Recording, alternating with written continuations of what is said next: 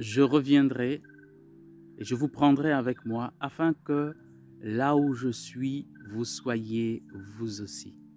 Jean 14, 3. En ce vendredi de la 4e semaine de Pâques, le Seigneur nous donne comme l'essentiel du dialogue de Dieu avec les hommes. C'est lui qui appelle les hommes à venir à lui. C'est lui qui leur promet cet héritage. Mais eux rejettent son alliance. Déjà dans le peuple d'Israël au désert, rejettent son alliance. Encore entré dans la terre promise, le peuple rejette son alliance. Pendant qu'il leur parle par les prophètes, il rejette son alliance, les persécute, les met à mort. Mais ces prophètes ont annoncé cette promesse d'un Messie qui viendrait et les ramènerait vers le Père. Et en Actes 13, 33, c'est ce que Paul annonce.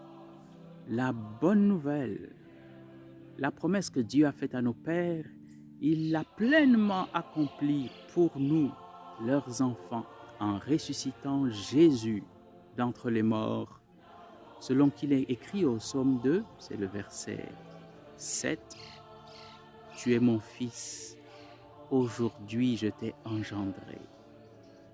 Et lorsque nous éloignons Dieu, lorsque nous le mettons à mort, l'enfermons dans un tombeau, eh bien, il se relève et nous montre ses mains percées, ses pieds, son côté transpercé, et nous appelle à lui.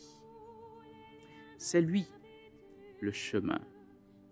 Et ce chemin nous apparaît portant joie et lumière, mais aussi les signes de la passion, de la souffrance.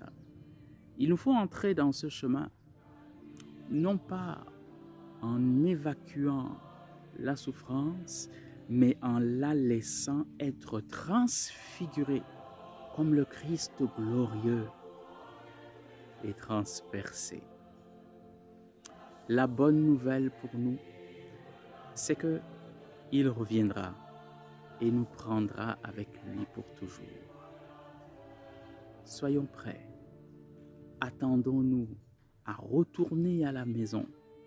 Passons à une autre phase du dialogue avec Dieu.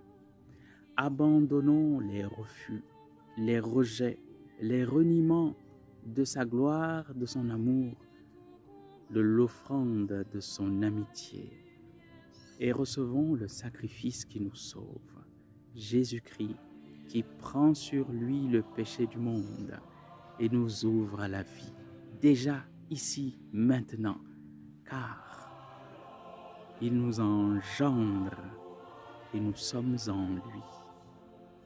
Que son nom béni transfigure nos vies, renouvelle nos joies, transfigure nos souffrances et nous élève déjà maintenant auprès de lui en espérance.